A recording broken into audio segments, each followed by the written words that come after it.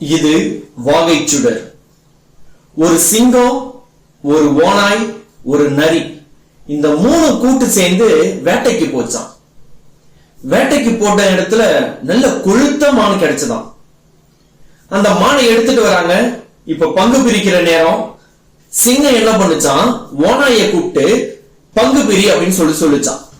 அதுக்கு ஓநாய் அழகா 3 பங்கா சரி சமமா பிரிச்சுதான்.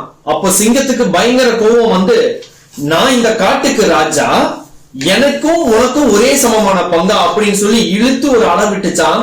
ஓநாய் சுருண்டு விழுந்துருச்சான். அடுத்து நரிய கூப்பிட்டுச்சான். நரிய கூப்பிட்டு நீ இப்ப பங்கு போடு அப்படின்னு சொல்லிச்சான்.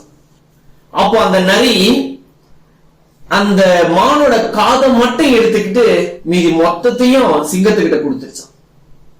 சிங்கம் இதை பார்த்து ஆச்சரியப்பட்டு, உனக்கு எப்படி இப்படி ஒரு புத்தி வந்தது, ஏன் எனக்கு மட்டும் இவ்வளவு கொடுத்த அப்படின்னு சொல்லி கேட்டுச்சான். அப்போ எல்லாம் அந்த ஓநாய் கிட்ட இருந்து நான் கத்துக்கின பாடம் தான் அப்படின்னு சொல்லிச்சான்.